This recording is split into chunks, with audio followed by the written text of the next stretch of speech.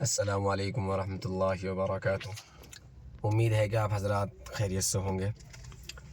آپ کے سامنے کچھ باتیں رکھنی ہیں، اور انہی میں سے ایک بات یہ ہے کہ مدارس کے اساتذہ گداگری کے شکار۔ ایک تحریر ہے، اس میں ایک قصہ لکھا ہوا ہے، وہ آپ کو سنانا ہے، پھر اس کے بعد کچھ باتیں بتانی ہے۔ پہلے قصہ بتاتے ہیں، پھر بعد میں وہ باتیں بتائیں گے۔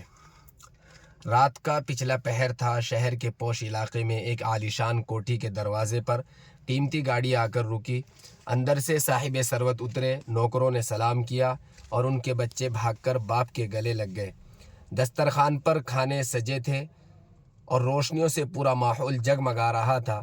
یہ منظر دیکھ کر کوئی یہ گمان نہ کر سکتا تھا کہ اسی شہر کے ایک بوسیدہ جھونپڑی میں اسی لمحے ایک معصوم بچہ بھوک سے بلک رہا ہے، اور اس کی ماں آنسو بہاتے ہوئے اسے تسلی دے رہی ہے کہ بیٹا صبر کر، کل اللہ کوئی وسیلہ بنا دے گا۔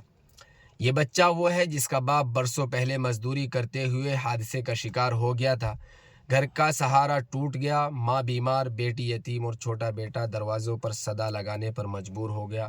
لوگ اسے دیکھتے ہیں تو کہتے ہیں یہ گداگر ہے، یہ نکما ہے، یہ محنت کیوں نہیں کرتا، مگر کوئی یہ نہیں جانتا کہ یہ ننھا سوالی ابھی مزدوری کی عمر کو ہی نہیں پہنچا۔ اس کے پاس بھیک مانگنے کے سوا کوئی چارہ نہیں۔ گداگر کی زندگی محض ہاتھ پھیلانے کا نام نہیں ہے، یہ تو سوالیہ آنکھوں، بھوک کی آگ اور بے بسی کے داغوں کا نام ہے۔ اس کی جھولی میں کچھ سکے ڈالنے سے پہلے کوئی ذرا اس کی جھریوں والی ماں کا چہرہ دیکھے، اس کے یتیم بچوں کی آنکھوں میں چھپے خواب دیکھے، اور اس کا خالی برتن دیکھے جو کئی دنوں سے چولہے کی آگ کو ترس رہا ہے۔ یہ صرف ایک کہانی نہیں بلکہ ہزاروں لاکھوں کی کہانی ہے۔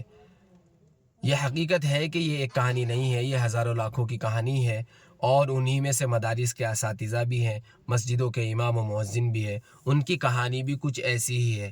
مدارس کے اساتذہ کی زندگی بھی کچھ مختلف نہیں۔ ایک استاذ کو دیکھیے، وہ دن رات قرآن و حدیث کی روشنی بکھیرنے میں لگا رہتا ہے، بوسیدہ کمرے میں بچوں کو پڑھاتا ہے، انہیں ادب و تہذیب سکھاتا ہے، ان کے دل میں اللہ و رسول صلی اللہ علیہ وسلم کی محبت جگاتا ہے، لیکن جب وہ گھر لوٹتا ہے تو اس کی اپنی اولاد فیس اور کتابوں کے لیے آنکھوں میں امید سجائے کھڑی ہوتی ہے، بیوی اشیاء خرد و نوش کے سوال کرتی ہے، اور وہ استاد جس کے الفاظ سے طلباء کے دلوں میں ایمان کی شمع جلتی ہے، خود 2 مہینے 3 مہینے کی باقی تنخواہوں کے بوجھ تلے دب کر اپنی عزت نفس کو چھپاتا ہے۔ کیا کبھی اہل مدارس کے محترم حضرات نے سوچا کہ ان کے اساتذہ کے گھروں میں کیسے شب و روز گزرتے ہیں؟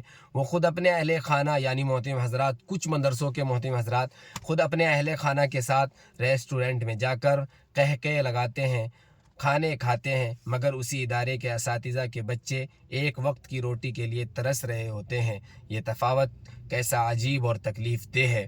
اے انتظامیہ کے لوگوں، کیا کبھی تم نے اپنے امام و مؤذن کی خبر گیری بھی لی؟ کیسے یہ حضرات تھوڑی تھوڑی تنخواہوں پر گزارا کرتے ہیں، اور ساتھ میں آپ لوگوں کی کڑوی کسیلی باتیں بھی سنتے ہیں؟ کبھی تم نے غور کیا ان کے بچے کیسے، جو اپنی جائز خواہشوں اپنے سینوں میں دبا کر اپنے باپ کو عاجزانہ نگاہوں سے دیکھتے ہیں؟ یہ حقیقت ہے کہ ہم لوگ امام و مؤذن کو تھوڑی تھوڑی تنخواہ دیتے ہیں اور اپنی کڑوی کسیلی باتیں بھی سناتے ہیں۔ کبھی ہم ان کو ہدیہ و تحائف دے کر خوش تو کیا ہوتے، بلکہ ان کے اوپر کڑوی کسیلی باتیں کستے ہیں اور ان کو سناتے ہیں۔ یہ ہمارا حق نہیں ہے۔ ہمیں اپنے اماموں اور مؤذنوں کا حق پہچاننا چاہیے، مرتبہ پہچاننا چاہیے۔ مؤذن کا کتنا بڑا مرتبہ ہے، یعنی وہ اللہ کی آواز بلند کرتا ہے، اللہ کی آواز کی صدا لگاتا ہے، اور ہم مؤذن سے لیٹرنگیں بھی صاف کرواتے ہیں، غسل خانے بھی، پیشاب خانے بھی، ادھر بھی جھاڑو لگاؤ ادھر بھی جھاڑو لگاؤ، اور کہیں اگر تھوڑا بہت کوڑا مل جائے اس کے اوپر بھی باتیں سناتے ہیں۔ یہی ہمارا حال اماموں کے بارے میں ہے کہ امام اگر 2-4 منٹ لیٹ ہو جائے تو ہم امام کے بارے میں بھی پتہ نہیں کیسی کیسی باتیں اپنی زبان سے نکالتے ہیں۔ اس سے ہمیں بچنا چاہیے اور پرہیز کرنا چاہیے۔ اور آپ ان کے چہروں کی جھریوں کو دیکھ کر دبے ہونٹوں نالا ہوتے ہیں، اور کچھ کر گزرنے کا داعیہ دل میں جمائے کچھ نہیں کرتے۔ اے اہل ثروت، تم اپنے عالیشان محلات کے آئینوں میں صرف اپنی صورتیں دیکھتے ہو، ذرا ان گلی کوچوں میں بھی جھانک کر دیکھو جہاں غربت کے مارے ہوئے انسان کپ کپاتے ہاتھوں اور بھوک भूख की आंखों के साथ जीते हैं।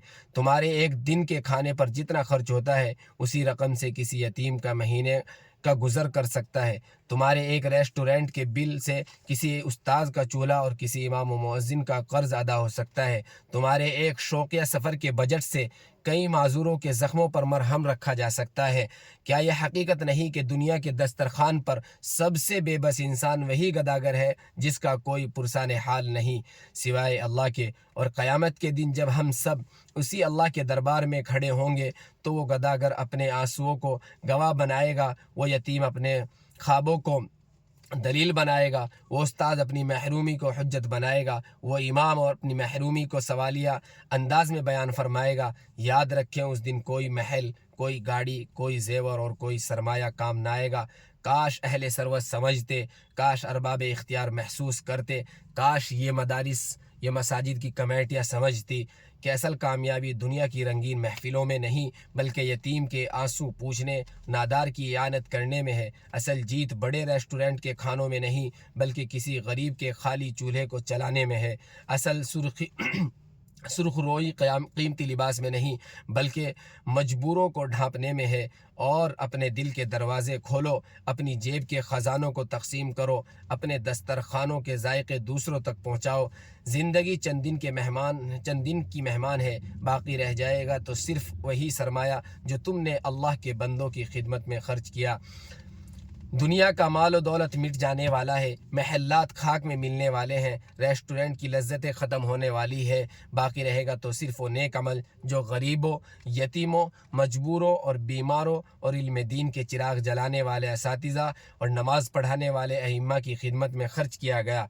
अहले अमारत व सरवत गदागर के अहवाल हयात को समझो, वरना कल तुम्हारे अपने अहवाल को दुनिया समझ ना पाएगी। यौम ला यनफ़उ मालुन वला बनून, ना माल फ़ायदा देगा और ना औलाद।